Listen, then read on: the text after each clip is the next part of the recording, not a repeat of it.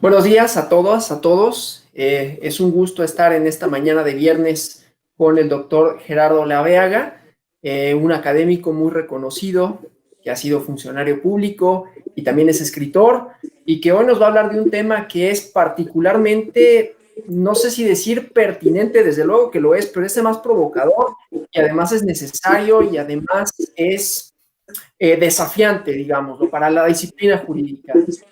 Y bueno, antes de hacer una serie de comentarios con relación a esto, me voy a permitir leer una síntesis curricular del doctor Gerardo Laveaga, a quien doy la bienvenida a nombre de la directora de la Escuela Judicial Electoral, la doctora Gabriela Rubalcaba García, y desde luego de las y los magistrados que integran la Sala Superior del Tribunal Electoral del Poder Judicial de la Federación.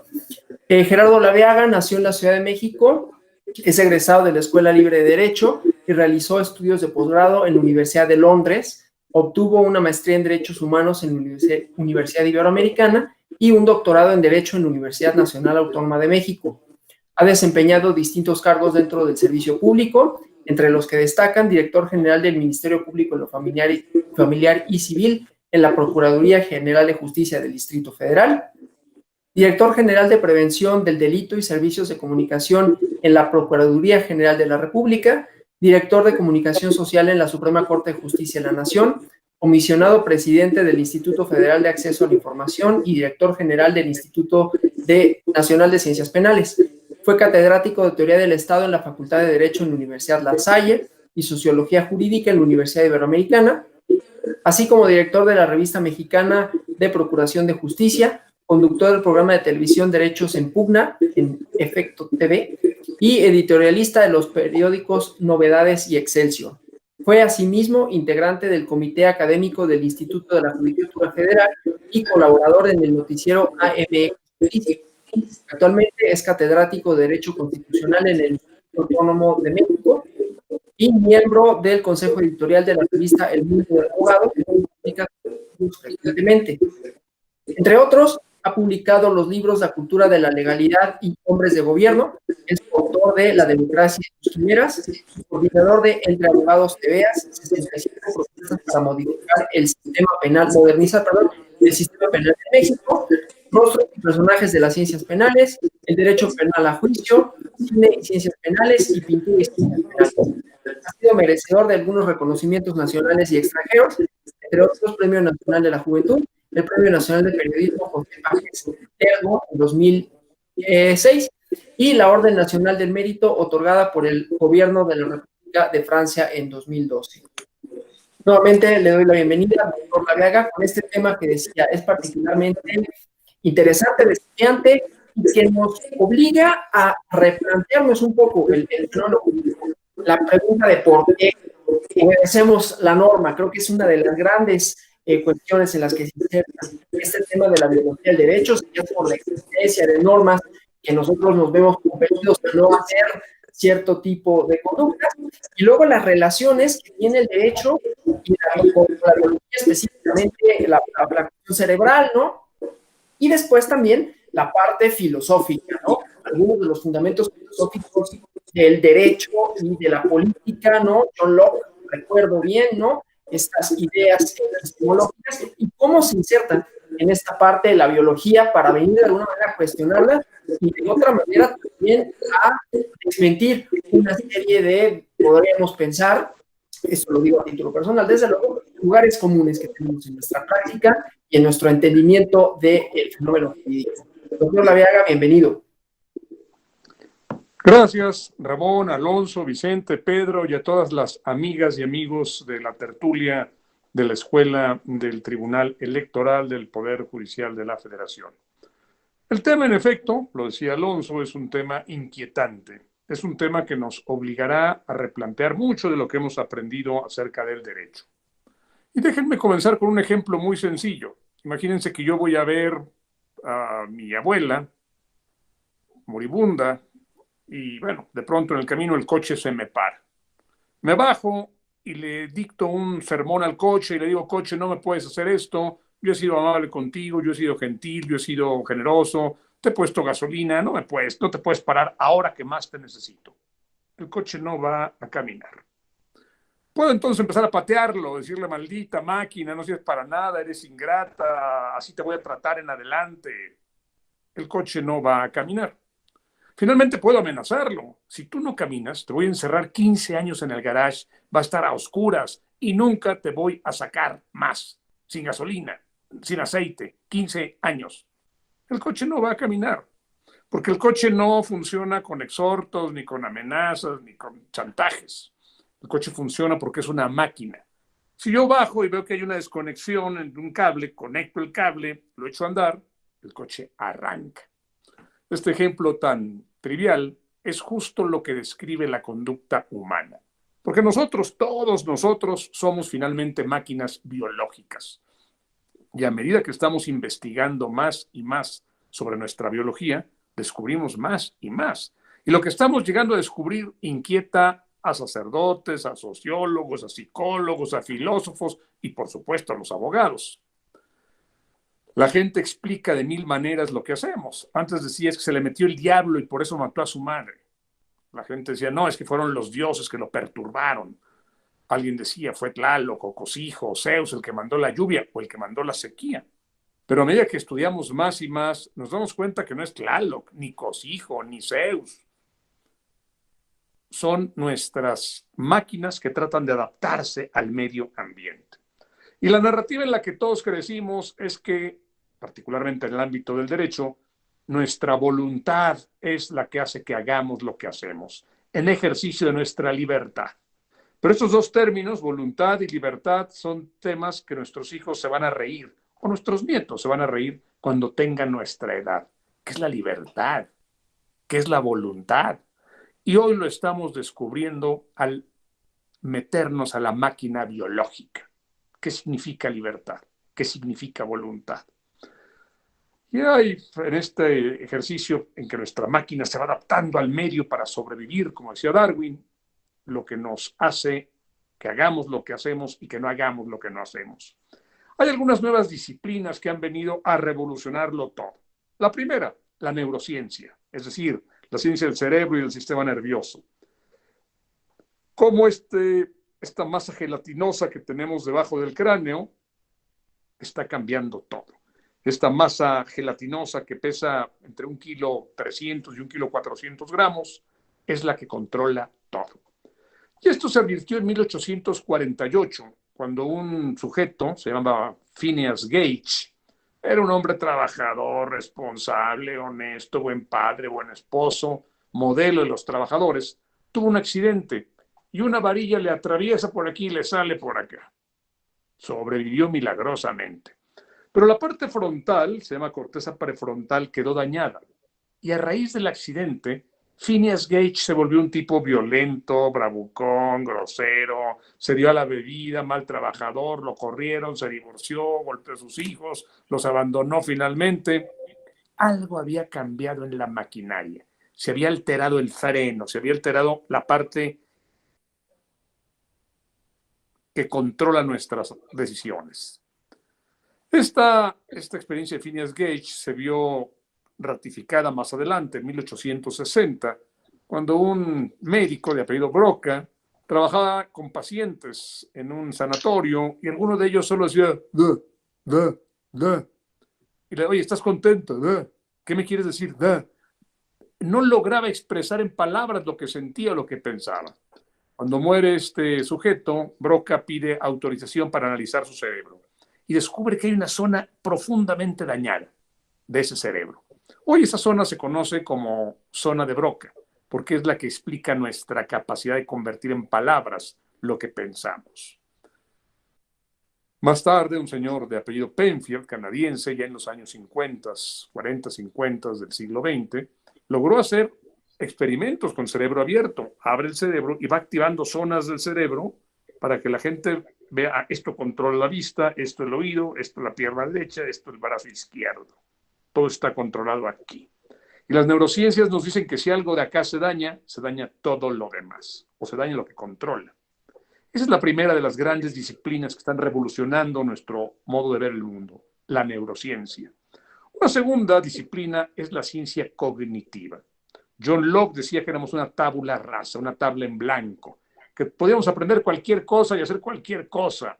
Había un filósofo conductista que decía, denme a mí a 10 niños y yo puedo hacer lo que quiera con ellos, porque estamos en blanco. Si yo les meto intereses deportivos o intereses científicos o intereses políticos, van a hacer eso, van a hacer lo que yo quiera, puedo hacerlos buenos o malos.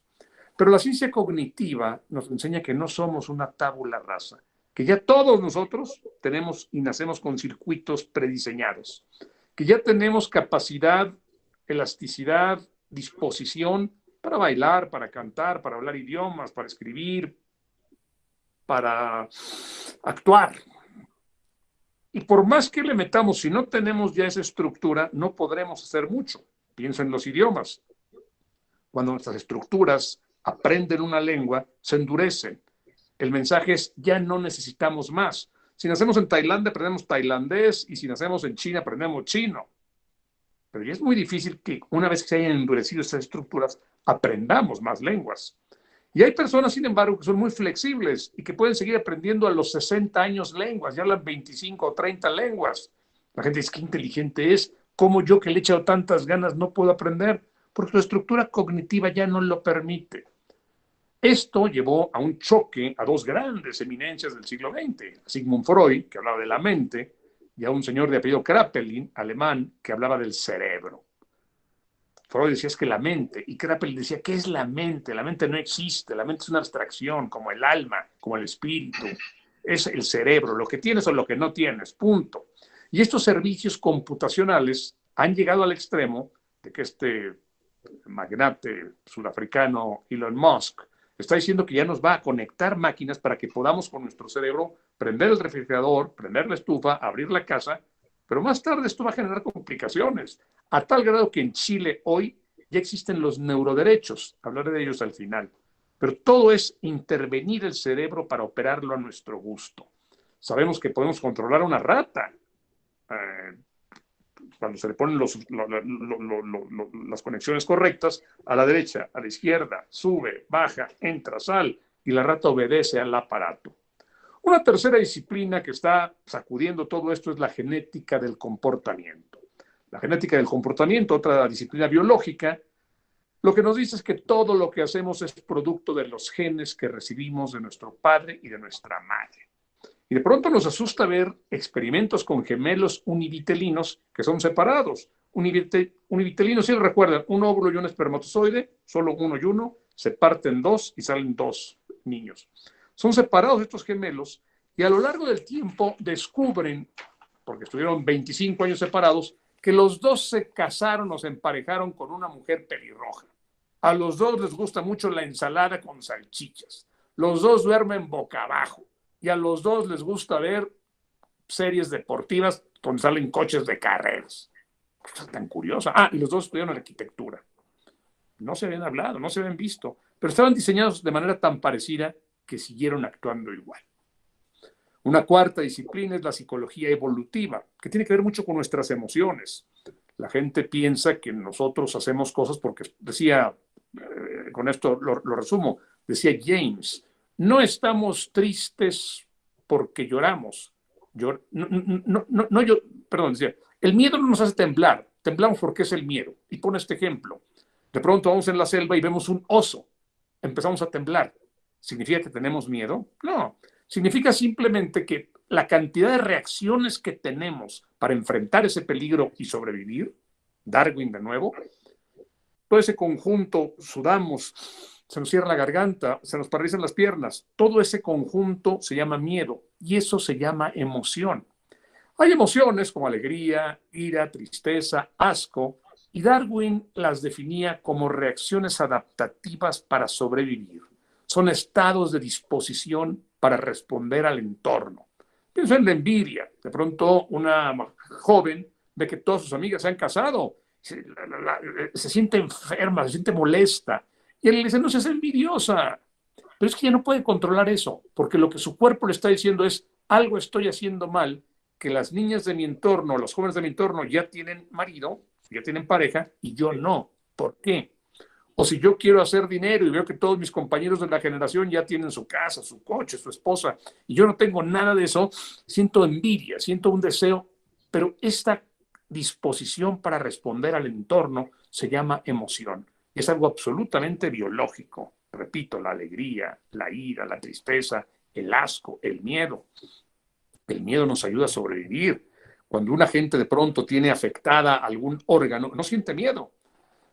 Tenemos un organito debajo del cerebro que se llama la amígdala. Cuando esta amígdala se calcifica, la gente no siente miedo. Yo creo que los grandes jefes de la historia, pienso en Ciro, en Alejandro, en Napoleón, en Julio César, tenían una amígdala profundamente calcificada.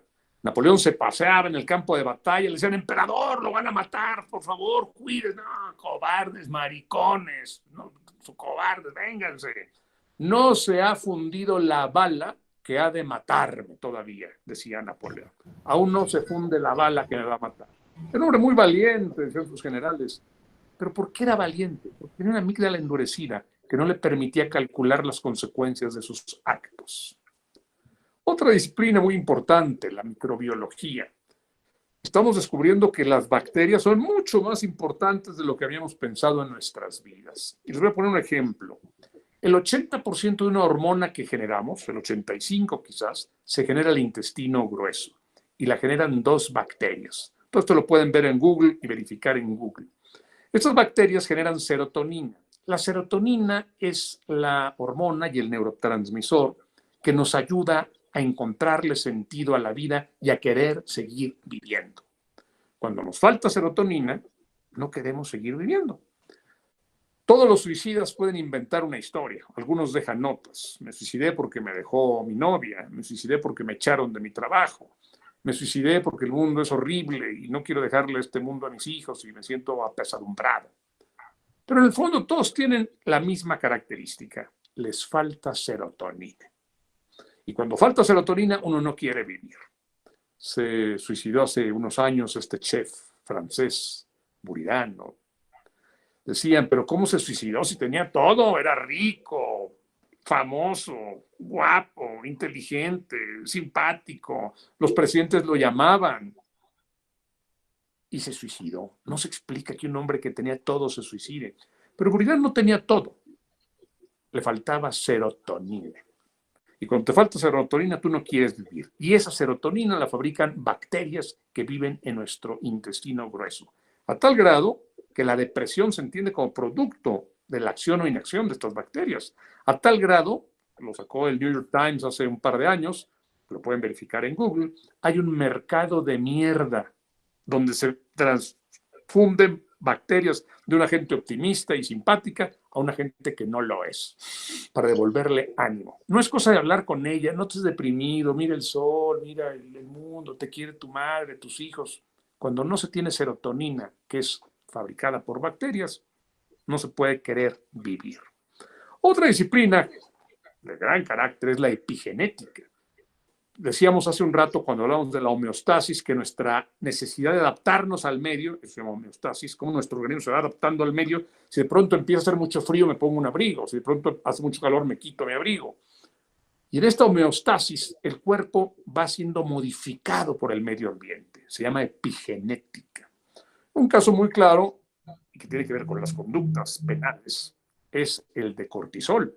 El cortisol es la hormona que se genera cuando hay peligro. Si en este momento estalla un incendio, nuestro cuerpo se llena de adrenalina y de cortisol y salimos corriendo y eso nos refuerza, nos hace saltar más largo, nos hace resistir cargas, nos hace aventar más fuerte. Pero cuando todos los días generamos cortisol, esto destruye hormonas positivas como la oxitocina, como la vasopresina. El cortisol nos mantiene en tensión permanente. Después de que pasó el peligro, baja el cortisol. Pero ¿qué ocurre con un niño que todos los días oye que viene a bombardear su aldea? O que todos los días sube su padre borracho para golpearle. Todos los días genera y genera y genera cortisol. Y eso destruye todas las hormonas que generan reacciones que llamamos positivas. Repito, como la oxitocina o la vasopresina. Y este niño se vuelve amargado, duro e insensible. Porque desde chico tuvo un ambiente que acabó con sus buenas sustancias a través del cortisol. Que es muy útil el cortisol, pero en exceso, como todo, destruye. Lo que estoy diciendo implica que en lo futuro tendremos que concentrarnos en la máquina biológica. Lo que estoy diciendo es que Lombroso tuvo razón en su aproximación química. Él no sabía de hormonas, no sabía de genes, no sabía de neuronas, y por eso llegó a conclusiones disparatadas. No estoy hablando de los campos de reubicación y de reconcentración y de reeducación que hay en muchos países comunistas horrorosos. Estoy hablando de cómo todo lo que hacemos está diseñado, está dirigido por nuestras máquinas y cómo para alterar esa conducta no hay más que alterar la máquina. Y eso tiene consecuencias para el derecho. No ahora, insisto, para cuando nuestros nietos tengan nuestra edad. Cuando nosotros vemos por qué hay conductas de los animales interesantísimas, vemos cómo las hormigas ordeñan a los pulgones, los protegen, pero para explotarlos, diríamos nosotros. O cómo la hembra del pulpo del Pacífico monta guardia en la cueva donde puso sus huevos hasta que estos eclosionan y muere de hambre. Nosotros diríamos, si esto fuera una conducta humana, es la abnegación maternal, el amor de madre. Pero el pulpo no está pensando en eso, está actuando conforme fue programado por la naturaleza. La gente dice, bueno, pero esos son los animales. Nosotros somos humanos y tenemos libertad y podemos elegir y decidir, ¿de veras? Les voy a poner un ejemplo muy interesante que también pueden verificar en Google, de la Universidad de Emory, los ratones de la Universidad de Emory. Hay un ratón de campo que tiene mucha oxitocina, estas hormonas buenas que les decía, y hay un ratón de montaña que no tiene en lo absoluto oxitocina. Y el experimento de Emory, que pueden ver en Google con los ratones, está el macho con la ratona, los ratoncitos, y de este lado el macho con la ratona y los ratoncitos. Una mano enguantada saca a los dos machos y 3 días después vuelven a poner al ratón de campo y al ratón de montaña. En el caso del ratón de montaña, cuando vuelve después de los 3 días, la ratona sigue comiendo y los ratoncitos siguen jugando, como si el macho no hubiera entrado, como si nadie hubiera regresado. En el caso del ratón de campo, la ratona y los ratoncitos corren a hacerle bolita al papá, se frotan los hocicos, se frotan el pelo, se hacen bolita todos. Y la narrativa sería, papá, ¿dónde estabas? Nos tenías preocupado, ¿por qué te vas? Avísanos, no nos hagas esto, qué bueno que ya llegaste. ¿Por qué pasa esto? Porque el ratón de campo tuvo valores, porque tuvo un curso de ética. ¿Y por qué pasa esto con el ratón de montaña? Porque no tuvo ese curso de ética que dan en el tribunal electoral, porque no se educó con valores familiares sólidos. No, por la oxitocina y la vasopresina. Y se han hecho descubrimientos interesantísimos. Cuando al ratón de montaña se le inyecta vasopresina y oxitocina, se vuelve monógamo. Ah, porque es absolutamente polígamo el ratón de montaña. Entonces decimos, ¿hasta dónde la libertad determina lo que hacemos? ¿De veras podemos elegir? Nosotros no elegimos quién nos gusta y con quién queremos emparejarnos. De pronto yo puedo tener a 3 jóvenes, a Claudia, a María y a Jimena, y decir, la que me late es Jimena, porque con Jimena me altero todo yo. ¿Y por qué no con Claudia o con María? Pero peor, pudiera ser que una persona no se altere ni con Claudia, ni con María, ni con Jimena, sino que un hombre se altere con Jorge, con Juan o con Víctor. Y eso no lo decide él, está determinado por sus estructuras. Por supuesto, la narrativa va cambiando. Esto es bueno, esto es malo. Persigamos a los que no hacen lo que nosotros decimos. Son desviados, son enfermos. Son desviados, son enfermos. Se puede exigir a una gente que haga lo que su cuerpo no le permite. John Searle habla de que la libertad no es más que un pequeño espacio, un gap, dice, una brecha entre el momento en que decidimos hacer algo y el momento en que lo hacemos. Si de pronto me acercan a cualquiera de nosotros un cerillo caliente al brazo, uno quita el brazo, ¡au! Fuimos libres de quitar el brazo, simplemente un cerillo, ¡au! O sea, en nuestro afán de sobrevivir quitamos la mano. Pero si yo sé que mi mujer se está acostando con otro, yo digo, lo voy a acechar, lo voy a esperar, lo voy a matar. Y hay un intervalo entre la decisión que tomé y el momento en que yo voy a acecharlo para matarlo, porque me siento agredido. ¿La libertad es solamente ese espacio? Se pregunta John Searle. Es muy interesante pensarlo y repensarlo. Lo mismo las preferencias sexuales, lo mismo por qué elegimos a los amigos que elegimos. ¿Somos libres? ¿Hasta dónde? Se ha descubierto cada vez con más intensidad que lo que determina nuestra conducta también es el resultado del apego y del miedo. El miedo es una emoción, El apego es una necesidad. Todos tenemos necesidad de estar apegados a un grupo. El niño que crece y se da cuenta que en su entorno todos roban carteras, él quiere ser parte de ese grupo. Biológicamente, para sobrevivir, necesita tener apoyos biológicos. Y se da cuenta que el precio que tiene que pagar es trayendo carteras, porque si su padre lo desprecia y su hermano lo golpea y su madre no le da de comer porque no trae carteras, bueno, él quiere traer carteras. Y esa necesidad de apego es lo que va determinando su conducta. Por eso es tan importante que haya entornos favorables para que la gente encuentre apegos en condiciones aceptables. Por eso es tan peligrosa y tan grave la desigualdad. Porque cuando yo me doy cuenta que el hombre aquel de enfrente tiene una casota y tiene hijos y va a comer a restaurantes y yo no tengo nada, me persiguen por deudas, no puedo comprar medicinas para mi mujer enferma, empiezo a sentir ira, que es una necesidad, es una emoción. ¿Por qué él sí, yo no? Y eso me genera el deseo de destruirlo. Y si además mi corteza prefrontal no está bien afinada, la corteza prefrontal, decía al principio, es como el freno de un camión. Si yo tengo un coche en muy buenas condiciones, pero no tiene frenos, yo me voy a estrellar, inevitablemente me voy a estrellar. Si no está conectado el freno, es decir, la corteza prefrontal con la amígdala controla las emociones. Si la amígdala controla las emociones y la corteza prefrontal no están conectadas, yo me voy a dejar guiar por lo que necesito, por lo que quiero en ese momento. Quiero matarlo, quiero golpearlo, quiero ese reloj, lo tomo, es mío. Porque tú sí, yo no. Cuando está conectada la corteza, uno puede decir, espérame, eso tiene consecuencias, eso es peligroso, mejor no, o mejor después, o mejor ahorro y me lo compro de otra manera. Sabemos que el apego es una necesidad a partir de experimentos que hicieron Bowlby y Harry Harlow, cuando ponen a macacos con madres de felpa, de tela, y madres de alambre.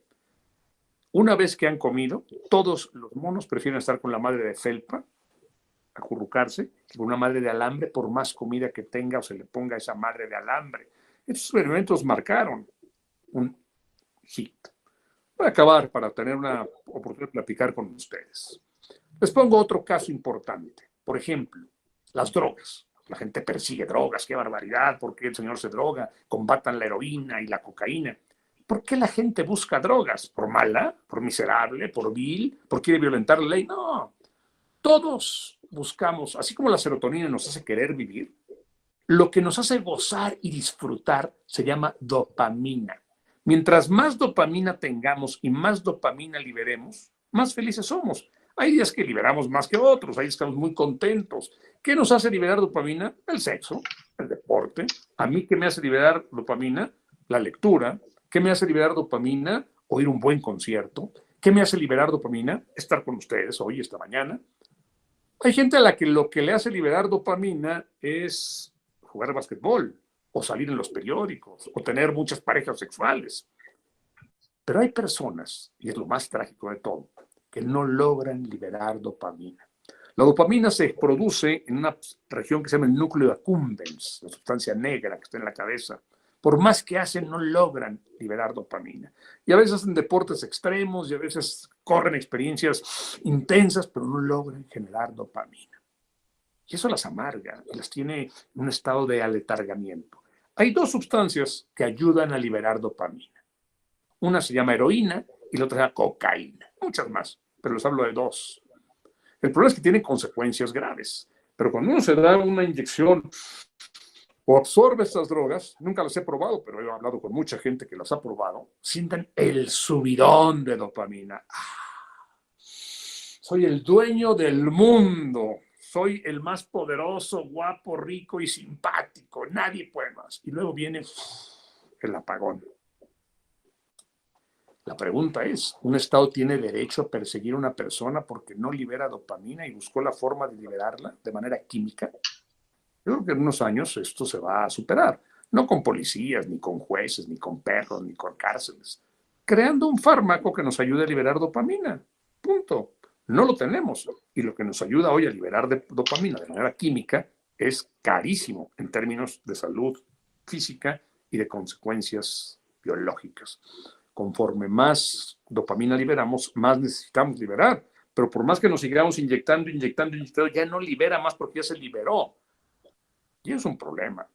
Por eso creo que el crimen violento, las drogas, en lo futuro no serán un problema de jueces y abogados, serán un problema de salud pública. Será un problema en que el juez ya no va a ser un abogado, el juez va a ser un químico o un farmacólogo. Y va a decir, lo que a este señor le falta es esto y esto y esto, pues pónganselo. La gente dice, pero no le pueden poner cosas a una persona cuando no quiere, contra su voluntad, que no está muy claro qué es la voluntad todavía, en términos científicos. Bueno, la verdad es que cuando una persona mata y viola, incendia, pues va a la cárcel y nadie le pregunta, ¿usted quiere ir a prisión o no? Lo mandan a prisión. Y yo creo que con el tiempo, la gente en un ejercicio de salud, que tendrá que ir muy concatenada con el derecho, le dirán, señora, a usted lo que le falta es un poco más de serotonina, un poco más de dopamina, y bajarle su cortisol, y listo. Y quedan reinsertados en los términos del 18 constitucional. Esto ya lo estamos viendo. Lo vimos hace unos años con esta corredora sudafricana, Caster Semenya, pueden buscarlo en Google, Semenya, con S y con Y. Caster Semenya, una mujer que nació con mucha testosterona y corría mejor que todas las mujeres de su categoría. Siempre les ganaba. Pues las mujeres se juntaron y dijeron, oiga, queremos que un juez obligue a esta señora a que baje su nivel de testosterona, porque siempre nos va a ganar. Y la Comisión Arbitral Internacional dijo, adelante. La señora Semenya se inconformó y fue a la Corte Suprema, bueno, a la Corte que le tocaba a ella por su jurisdicción, que es la que está en Suiza. Y el procedimiento sigue discutiéndose. ¿Se le puede ordenar a la señora que baje su testosterona, sí o no? Yo nací con ella, yo no me he inyectado nada, dice ella, la señora Semenya. Sí, pero es que con tanta testosterona pues, ya no va a poder competir. Pero entonces un hombre como Beethoven, o un hombre como Picasso, o un hombre como Newton, también tendrían que reducir sus talentos, sus características físicas para estar en un plano de igualdad. Son temas que van a ocupar a nuestros nietos, repito, cuando tengan nuestra edad. Esto implica, por supuesto, un reto a los derechos humanos. Y esto implica, también les invito a que lo vean en Google, lo que están haciendo en Chile con los neuroderechos. Es decir, tenemos que proteger nuestra integridad, así como protegemos nuestras máquinas para que no las hackeen, tenemos que proteger nuestro cerebro para que no lo vayan a hackear, porque en muy poco tiempo se va a poder hacer eso. Y así como se controla una rata, se va a poder controlar a un ser humano. ¿Hasta dónde vamos a llegar? ¿Qué sigue? ¿Cómo le vamos a hacer? Bueno, eso se va a ir respondiendo sobre la marcha. Por lo pronto yo quería dejarles planteadas algunas inquietudes y estoy en la mejor disposición de oír sus comentarios, sus críticas y sus propuestas. Todo oídos. Gracias, doctor Laveaga. Previo a que tengamos, porque vamos a tener desde luego preguntas y respuestas, a mí me surge, no sé si es a nivel nada más personal, pero me surge esta cuestión con el determinismo, digamos, ¿no? O sea, porque de pronto cuando hablamos en esos términos de qué es la falta de una sustancia y que se contrarresta con que se tome, que se inyecte, no es eso, es pregunta, desde luego, no estoy afirmando que sea, sino que no es eso un tanto cuanto determinista, digamos, a eso es a lo que se ha opuesto mucha de la tradición filosófica que habla justamente de esto que comentaba al principio del libre albedrío. ¿Qué hay en eso, digamos, no? O sea, cómo solventar, si es que se puede, si es que es posible, esa discusión con relación al determinismo. Isaiah Berlin habla de dos conceptos de libertad, el negativo y el positivo. Bueno, cuando alguien nos encierra en un cuarto o nos pone unas esposas en las manos o nos mete a un calabozo, pues no podemos salir porque estamos físicamente impedidos de hacerlo. Es el concepto negativo. Alguien nos interrumpió la libertad. Pero hay un concepto positivo que es el más interesante. ¿De veras hacemos lo que queremos? ¿De veras tú, Alonso, o Ramón, o Vicente, o Pedro, o yo, hacemos lo que queremos hacer? Yo no puedo decir, me voy a ir volando ahorita a Acapulco, me voy a ir volando, porque yo no tengo alas, porque estoy determinado por mis circunstancias, no puedo volar. Si yo te ofrezco a ti, Alonso, tú eres libre, ¿eh? Para comer un tornillo o una nuez, ¿qué eliges? Lo que tú elijas, lo que tú elijas, tú eres libre. ¿Un tornillo o una nuez? Una nuez. Pues sí, porque no, si te tomas un tornillo se te va a rasgar el esófago y te vas a complicar horriblemente. Tú me dices, bueno, eso es muy tramposa pregunta, pero a ver, cambia la cosa. Una pasita o una nuez, ahí para que veas si soy libre de elegir, porque ya no es tan extremo. Sin embargo, cuando nos ofrecen una pasita o una nuez, tampoco eres muy libre de elegir, porque si no desayunaste y te falta energía y necesita tu cuerpo glucosa, vas a tomar automáticamente la NAM. Si ya desayunaste, dices, bueno, voy a tomar vitamina o proteína y tomas la nuez. Si no necesitas, si tu cuerpo no tiene necesidad ni de proteína ni de glucosa, pues Gerardo, prefiero no tomar nada. Y es una decisión. La gente, mira, qué libre fue. Tomó una pasita, el otro tomó una nuez y el otro dijo, prefiero nada. Y el otro dijo, ¿sabes qué? Las dos, y se las comió. Cada uno fue libre. Pero realmente fuimos libres. Pienso en esto, pienso en otra sustancia, una hormona. Se llama peptina. La peptina es una hormona que nos dice tanque lleno. Cuando tú ya comiste, ñam, ñam, el tanque se llenó. Así como el coche te dice, tú, tanque lleno, la peptina te dice, suficiente. Tú ya comiste y te digo, te ofrezco unos chilaquiles ahora, Alonso. Tú dices, ya, estoy más que lleno, no puedo probar nada, aquí me caigo si pruebo otra cosa. Gracias. Bueno, porque tu peptina funciona bien. Hay personas que no generan peptina por un problema físico. Y esa gente sigue come y come y come y come. Todos nosotros conocemos a gente que no para de comer. Y no es un problema de que no tenga voluntad. Es que si tengo hambre, pues ya te echaste unos huevos y un roast beef y unos chilaquiles. Tengo hambre. ¿Qué quieres? Tengo hambre, un pastel ahora. La peptina no funciona. Hasta aún son libres de seguir comiendo. Si yo te dijera, Alonso, o a cualquiera de ustedes, oigan, ¿por qué no crecen 5 centímetros más? Échenle ganas y crezcan 5 centímetros más. ¿Podríamos crecer 5 centímetros más? Pues échenle ganas, ustedes pueden, claro, es cosa de voluntad, es cosa de querer. No es cierto, es cosa de cierto determinismo. Yo sé que no te va a gustar mi respuesta, Alonso, pero sí, yo creo que estamos determinados por nuestras maquinarias. Tenemos pequeños márgenes, y esos pequeños márgenes se han interpretado como la libertad.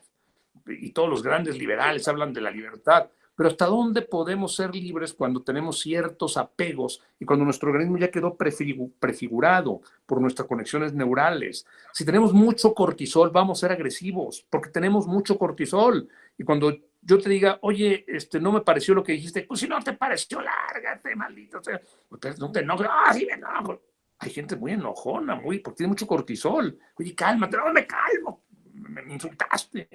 Hay gente que tiene poco cortisol, es tranquila, serena. Si te funciona bien la corteza prefrontal, puede haber, señores, vamos a razonar. Si no te funciona bien la corteza prefrontal, ¿qué haces? Pienso en los asesinos seriales. A lo mejor están buscando generar dopamina y no logran generar la dopamina y tienen no solamente un deporte extremo, no solamente suben a los picos más altos y manejan a 300 kilómetros por hora en curvas peligrosas en el autódromo. A lo mejor dicen, yo voy a matar, necesito sentirme vivo. Y lo único que me hace sentir vivo es matar y mutilar. Si no, no me siento bien. ¿Son libres de elegir eso? No lo hagas. Entonces, ¿qué hago? Dame alternativas. Y nosotros, como estudiosos del tema, tenemos que generar estas alternativas, pero siempre con miras a la máquina biológica. Si el problema es que no está generando dopamina, vamos a hacer que genere dopamina. Si el problema es que no se siente parte de un grupo porque no siente apego, hay que crearle pretextos y motivos para el apego. Sí creo que estamos determinados. No creo que tú y yo podamos elegir irnos a vivir al fondo del mar el resto de nuestras vidas. Bueno, nos ahogamos ahí. No podríamos ni salir del espacio. Nuestra libertad está muy limitada. A lo mejor podemos elegir ponernos una camisa blanca o una amarilla. Y ni siquiera estoy seguro de que sea una elección tan libre. Gracias. Y es que, mire, yo lo decía porque justamente uno de los libros que estoy consultando ahorita es un ensayo filosófico que se llama El mal o el drama de la libertad de Rudyard Safransky. Entonces, bueno, me hacía sentido por esa razón. Tengo una pregunta. Oye, no conozco el libro. ¿Cuál es la tesis? La tesis, bueno, la tesis es un desarrollo histórico, filosófico del concepto del mal y lo va analizando a partir de distintos autores. Empieza con la Biblia, ¿no? Empieza con esta decisión, si es que la hubo en la leyenda bíblica, de decidir, pues, el árbol del conocimiento y desobedecer con ello el mandato divino. Y después el problema del poder, del ejercicio, ¿no? Y cómo esto va llevando a pues al mal, ¿no? Porque entonces después empieza a analizar el contrato social de Hobbes, luego la paz perpetua en Kant, ¿no? La propuesta del enemigo, luego obviamente tiene que tomar la parte del nazismo, ¿no? Y su justificación tanto intelectual, si es que puede haber tal cosa, ¿no? Y eso es lo que problematiza, ¿no? Y si es un acto, Ahora, efectivamente, de libertad entendido filosóficamente. Ahora, el mal, Alonso, es un concepto narrativo. Sin De pronto duda. hay una conducta cuando los hindúes, por ejemplo, los judíos, se dan cuenta que tomar cierta carne en cierto periodo enferma a la gente, aquella gente que come esa carne prohibida actúa mal y es castigada. Hablamos un rato de las preferencias sexuales. ¿Cuánto tiempo se persiguió? Y hoy se sigue persiguiendo en países como Sudán o países como Uganda a una persona que expresa su gusto sexual por personas de su sexo. Eso es malo, eso es nefasto, hay que castigarlos. Pero ¿cómo van cambiando las cosas? Hoy en nuestro Código Penal tenemos delitos como el incesto, como el adulterio, como la bigamia, que se consideran malas conductas y deben ser castigadas. Yo creo que en muy poco tiempo todo eso se va a despenalizar, como se han ido despenalizando muchas conductas. Por eso digo que todo esto tiene que ver Claro. con el derecho. Y es arbitrario muchas veces, ¿no? Esas definiciones. Bueno, ciertamente culturales también. Tengo una pregunta del doctor Luis Octavio Vado, que justamente va más encaminada a la cuestión jurídica y pregunta si en la justicia penal para dictar sentencia, entonces se tienen que considerar los desequilibrios químicos del cerebro de la persona que se va a condenar a la hora de individualizar la sanción o de evaluar su conducta. Hoy no, y lo sabe muy bien Luis Octavio. Hoy el juez, pues dice, el señor privó de la vida a su madre, pues hay un catálogo que dice, bueno, si tiene 40 años es parricidio, se puede aumentar o se puede disminuir según haya agravantes o haya atenuantes, pero es un cuadernito que le va diciendo el juez lo que tiene que hacer, aquí sí, aquí no. Es mucho más amplia la libertad, haciendo este juego, de un juez del sistema anglosajón, en que él tiene que ver precedentes, en que tiene que ver qué ocurrió antes. Pero aún así todavía no se está considerando, porque no tenemos forma de medirlo todavía. No existe forma de evaluar, de medir, de calibrar. Cuando hay esas formas, y repito, cuando nuestros nietos tengan edad, las van a tener, tendrá que hacerse así.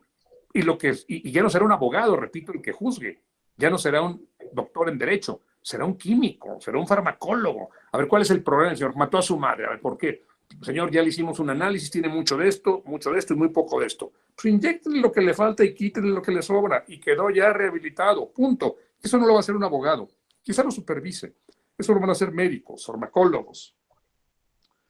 Cada vez estamos entrando más y más a este mundo donde tendremos que medir estas cosas. Yo sí creo que nuestros nietos, cuando tengan nuestra edad, se van a reír de nuestras cárceles. Oye, a un señor que vendía heroína, ¿por qué lo metieron 10 años a prisión? No sé, aquí decía en el papelito que había que metérselo a prisión. Yo lo metí. Pero el señor lo único que estaba dándole era la oportunidad a personas que no generaban dopamina de tener dopamina liberada. Pues sí, pero hoy se ve mal. Cuando la gente, pensemos en los grandes juicios de la historia. Perdón que vaya otra vez con este ejemplo de la preferencia sexual, pero creo que es muy plástico. Oscar Wilde estuvo en prisión porque tenía relaciones con un chavito. Por eso no tiene prisión. Punto.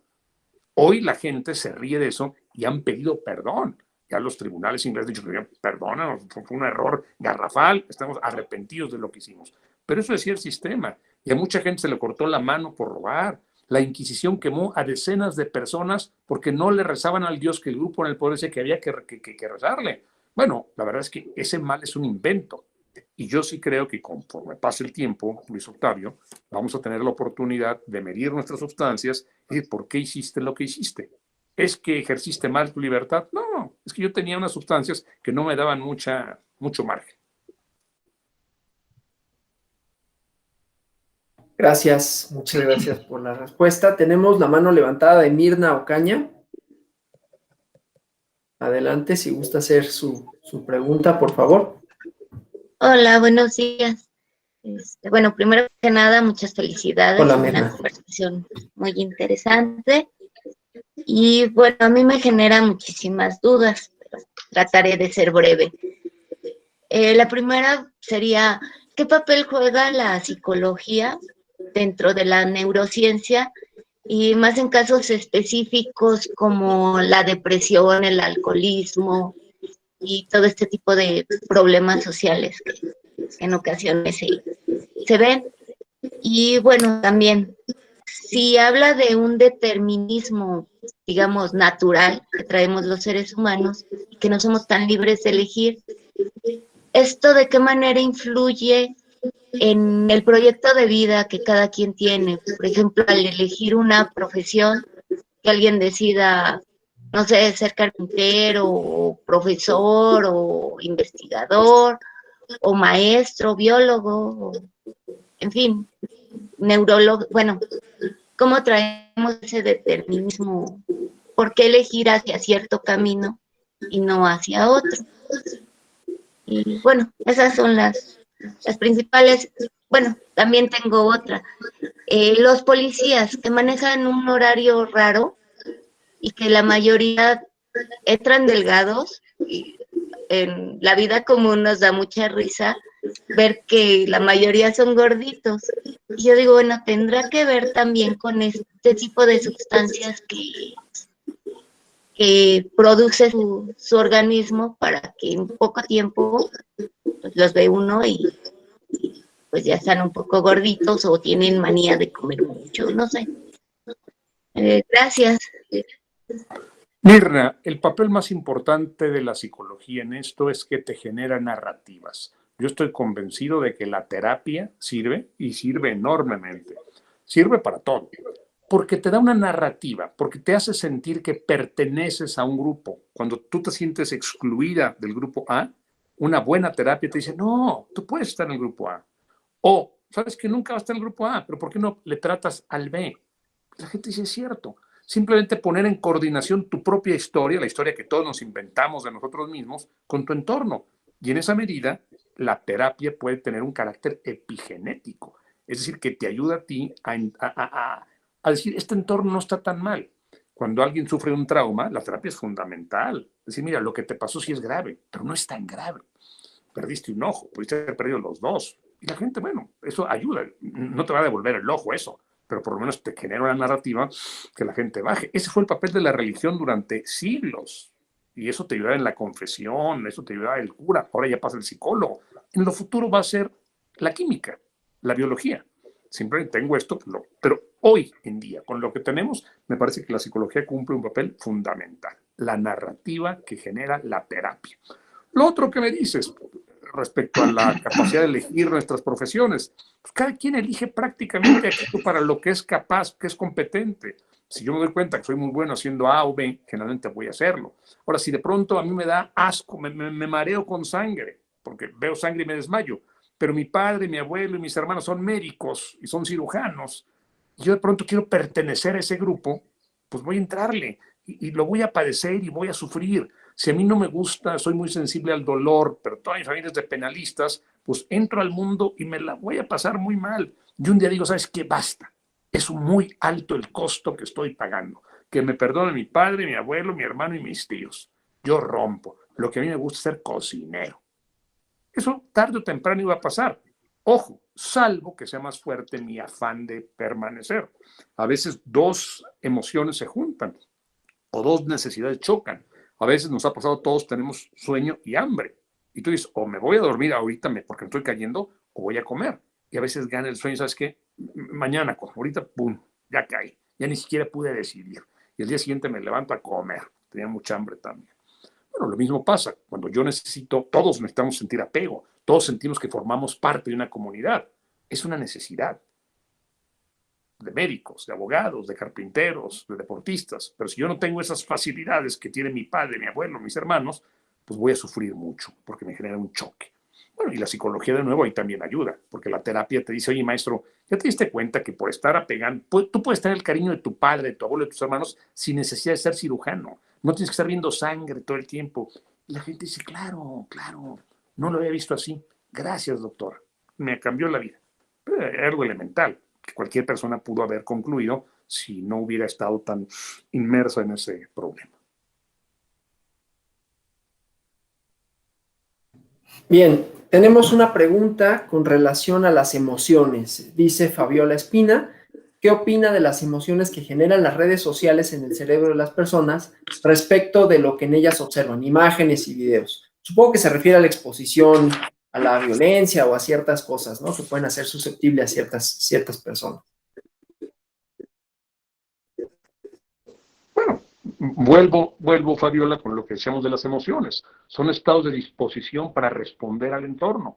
Hay personas a las que les importa mucho ser bien valuadas. Necesitan que la gente las aplauda, que sepan que fueron a Cuernavaca y a Puebla y a Pachuca, que vean que yo me divierto, que vean que... Bueno, esa es una estructura que tú ya traes. En la medida en que tú mandes aquí estoy en Cuernavaca, en el Palacio de Cortés, y que mucha gente te ponga like, la gente dice, wow, o sea, me están valorando que fui al Palacio de Cortés, aquí estoy comiendo en Pachuca pastes deliciosos, wow, o sea, me pusieron muchos likes. Y si nadie te pone like porque fuiste al Palacio de Cortés o porque fuiste a Pachuca a comer pastes, te sientes triste, dices, no estoy encajando, no estoy logrando mi objetivo, y te sientes enojado, sientes ira o sientes tristeza, que son emociones, que son esos estados de disposición, repito, para responder al entorno. Muy bien, muy buena pregunta y muy actual, Fabiola, porque las redes generan las necesidades que tú ya, a ver, corrijo, no generan necesidades. Las redes te dan oportunidad de satisfacer tus necesidades de una forma en que nuestros padres y nuestros abuelos no las podían satisfacer. Gracias. Bueno, Gloria Félix pregunta si hay 3 libros que nos puedas recomendar sobre el tema. Mira, te voy a recomendar uno. Hay muchos. Si tú vas a una librería y buscas neurociencias, vas a encontrar muchos. Te voy a recomendar uno que a mí me parece fantástico, fantástico, fantástico. Es más, te voy a...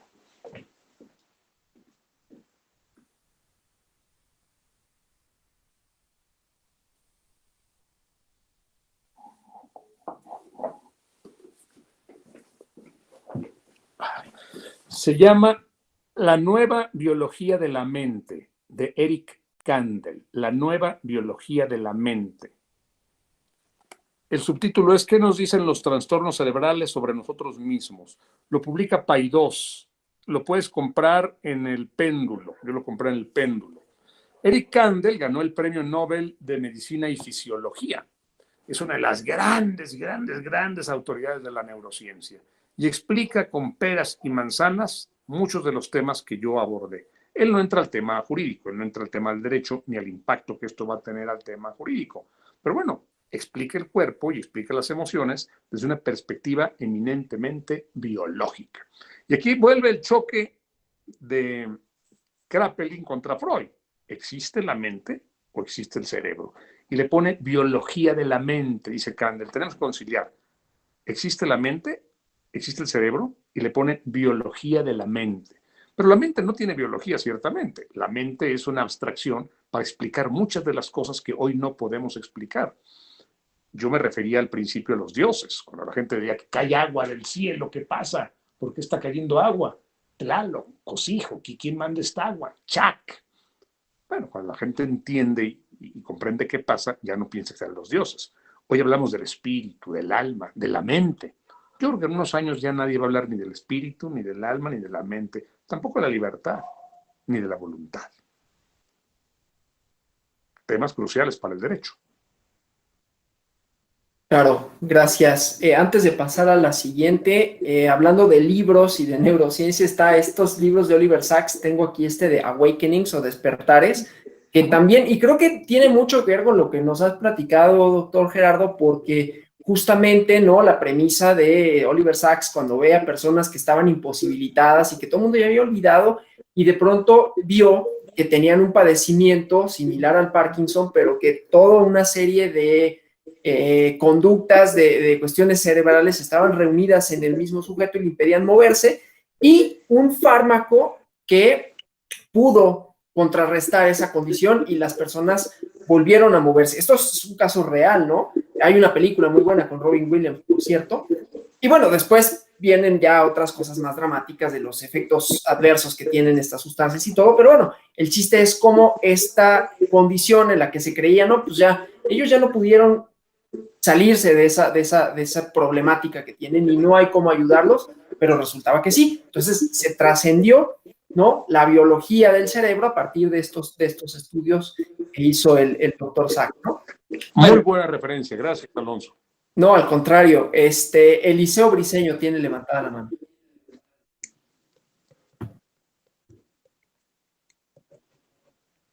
Tiene apagado el micrófono.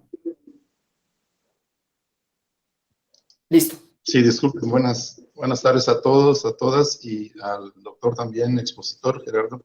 por su excelente exposición sobre este tema tan interesante, porque también yo creo que se rompen paradigmas y también crea un cisma dentro de la perspectiva que nosotros conocemos respecto de la aplicación del derecho, ya que el derecho también tiene que ver en gran parte con las ideas de la moral y de la ética. Recordaba yo las ideas de Kant sobre el imperativo moral categórico, sobre lo que es correcto, lo que no es correcto. Y obviamente cuando hablamos de estos temas sobre la ciencia o de la manera como podemos juzgar a través del análisis, ahora sí, químico, biológico, respecto de la persona, pues entonces sí, rompe con estos paradigmas. Y yo creo que hasta este momento es la ética y el derecho que nos han dado una dirección para poder conducirnos como una sociedad civilizada. Pero posteriormente, como bien lo ha expuesto el doctor, obviamente que no ha sido suficiente. Se han cometido injusticias, no se ha juzgado realmente tomando en consideración las cualidades naturales, por llamarle así, de las personas, y que de alguna manera han determinado a que realicen conductas que de acuerdo al derecho pues son sancionables. Y desde luego que esto es un tema muy interesante, no lo había imaginado así, tampoco había pensado en estas cuestiones, lo cual le agradezco mucho porque me da la oportunidad de mirar desde una perspectiva distinta de cómo resolver, de cómo juzgar, y que sin duda en el futuro estas cuestiones serán motivo de estudio con mayor profundidad dentro del derecho como lo conocemos el día de hoy. Le agradezco mucho al doctor Gerardo por este tema. Déjame hacer una precisión, Eliseo. Yo no estoy seguro de que el derecho nos haya llegado a donde nos ha llevado. Es decir, cuando no había derecho, los hombres siguieron creciendo y cooperando y desarrollándose. O sea, no es por el derecho. Eso te lo dicen los abogados y los artífices del derecho. Te voy a poner un ejemplo muy claro que me gusta poner. Si mañana se despenalizara el homicidio, ¿tú saldrías a matar? Ya no hay pena. ¿No? Puedes matar y no te va a pasar nada. Nadie te va a meter a la cárcel. ¿Saldrías a matar? No. Yo no. ¿Por qué? Porque el derecho tiene, híjole, 20 años o 30. Pues no, yo no mato. Yo no mato, punto. Yo no violo. Yo no lesiono gente. Si mañana dijeran, mire, usted puede abandonar a sus hijos, ya no va a haber ninguna consecuencia, pues la verdad es que yo no abandonaría a mis hijos. No, ya no le pasa nada. No le pasa nada. Yo estoy con mis hijos porque quiero estar con mis hijos, porque me gusta estar con ellos, porque me gusta trabajar para ellos. No porque la ley me diga que tengo que mantenerlos. La ley te da un procedimiento, cómo hacerlo, cuándo, en dónde. Son pequeños procedimientos, pero la conducta básica no depende de la ley. Cuando un hombre te va a apuñalear y está a punto de clavarte o dispararte, y saber, ¿qué prefieres? ¿Un hombre kantiano que dice no? Porque si todo el mundo le disparara al otro, ya no habría un imperativo categórico. Mi deber y mi razón, no. O sea, cuando tú disparas, lo haces por piedad o no lo haces. Dice Konrad Lorenz en su libro sobre la agresión, si un hombre pudiera aplastar un botón para destruir al mundo, ¿cuál sería la razón para no hacerlo? No hay razones. No hay temas intelectuales ni racionales para no aplastar el botón y desaparecer el mundo. Todo es emocional. ¿Quieres tú pertenecer ahí? ¿Quieres seguir viviendo ahí? ¿Quieres que haya gente para convivir? Pero no hay una razón. No hay un argumento para no matar a otro. Simplemente son emociones. Yo no quiero matar porque yo no estoy diseñado para matar. Si tú no experimentas eso por la desconexión entre tu amígdala y tu corteza prefrontal, no te va a importar. Porque la gente que mata y que viola y que lesiona, lo hace con derecho o sin derecho. Punto. El derecho no le interesa. Oiga, pero es que el derecho ya no son 20 años, ahora son 40. Puedes poner 50, 400, 4000. La gente que mata va a seguir matando. Y la gente que no mata no va a matar. La gente que no viola no va a violar. Es cierto, el derecho ayuda. Y yo soy abogado y creo que ayuda mucho. Pero no en el tema que tú pusiste como para mantener a una sociedad organizada y próspera. El derecho te da pautas, el derecho te da líneas, el derecho te permite lograr mejores acuerdos, lo cual es importantísimo, sin duda. Y en ese sentido sí es un estímulo de crecimiento y de progreso. pero no en lo básico, no en lo esencial. Gracias. Nos preguntan en términos de lo que había platicado, doctor, del neuroderecho chileno y de la posibilidad, seguramente muy real, de que en un futuro, no sabemos qué tan lejano, y a eso va la pregunta, se puedan hackear los cerebros, ¿no? Y entonces, ¿a partir de cuándo podría estar esa preocupación a nivel legislación, a nivel personal, ¿no? Así voy a cuidar, así como protejo mis datos, ahora protejo los datos que se encuentran en mi cerebro, si hay alguna temporalidad a partir de la cual lo podamos empezar a pensar y a plantearlo como un problema jurídico, digamos.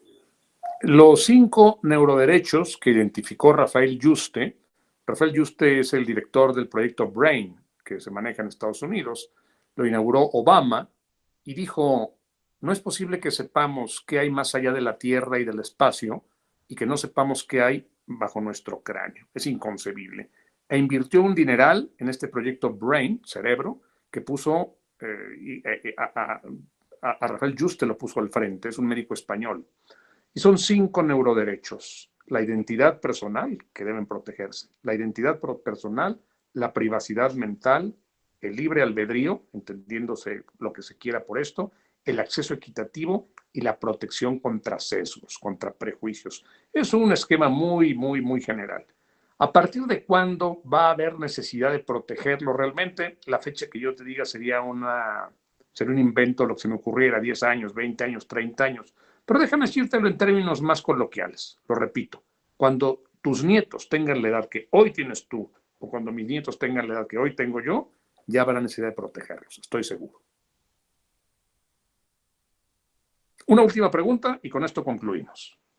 Sí, ahorita no nos la han planteado, pero está abierto, ¿no? Para quien quiera plantearnos la pregunta. Además, desde luego, de las felicitaciones, de la importancia de la plática y de repensar, porque creo que es eso, ¿no? En muy buena medida, repensar el derecho, no solo el derecho penal, sino el derecho como esto que recuerdo que las definiciones de conjunto, normas jurídicas que regulan la conducta del hombre, empezando por ahí, esa definición de preparatoria, pero habría que replantearla. Tenemos una mano levantada, Eliseo Briceño, por favor. Disculpen, no creo que fue por accidente que pasé el cursor. No, perdón. Víctor Manuel Zúñiga, disculpa. Sí, es que ya usted ya había participado, disculpa. Víctor Manuel Zúñiga. Sí, ¿qué tal, doctor? Buenas tardes, buenos días a todos. Más que una pregunta, una felicitación al doctor y compartir un recuerdo muy, muy grato que tengo de usted allá por el 2008, allá en Guanajuato, cuando se hizo el Congreso Internacional para la implementación del sistema acusatorio. Me acerqué a usted y le pregunté si me podía regalar una frase o unas palabras. En ese momento estaba haciendo la tesis de maestría y le pedía una frase y me dijo, concentrémonos más en los resultados que en los procesos. De alguna u otra manera, después de tanto tiempo, yo se lo quería agradecer y qué bueno que se dio la oportunidad en ese momento. Muchas gracias, doctor. Pena. Y en ese momento, en esa área, digo, ya que sacas ese tema que tiene que ver con Oye lo que dice el artículo 17 de nuestra Constitución. Siempre que no se afecte la igualdad entre las partes, el debido proceso u otros derechos en los juicios o procedimientos seguidos en forma de juicio, las autoridades deberán privilegiar la solución del conflicto sobre los formalismos procedimentales. ¡Qué maravilla! Y lo dice la Constitución. Tú estabas haciendo tu tesis de maestría y yo estaba impulsando esa reforma constitucional. Sí, es correcto. Allá en Guanajuato estuve como espectador y pues escuchando todos los interesantes discursos de todos esos ponentes internacionales que en ese momento INACIPE llevó a Guanajuato. Allá en el 2008. Víctor, agradezco la referencia. Y señores, pues gracias a todos ustedes, a los que han preguntado, a Luis Octavio, a Mirna, a Fabiola, a Gloria, a Eliseo, Alonso, Ramón, Vicente, Pedro. Estoy encantado de estar con ustedes. Muchas gracias por recibirme y estamos en permanente contacto. Muchísimas gracias, doctor Gerardo. Ha sido una plática muy interesante. Gracias y estamos, como dice, en contacto. De verdad, le agradezco mucho a nombre de la directora, la doctora Gabriela Rubalcaba García, a nombre de las y los magistrados que integran la Sala Superior y de todos los que formamos parte de la Escuela Judicial Electoral, porque ha sido una excelente charla que, no me canso de reiterarlo, nos hace replantearnos muchas de nuestras certezas y de repensar los lugares comunes que ordenan nuestras definiciones y nuestras ideas sobre el derecho y su ejercicio. Gracias, de verdad. Gracias. Muchas gracias, excelente charla. En Inglaterra, en honor de la princesa Diana de Gales, en septiembre de 1995. En este cuarto análisis de los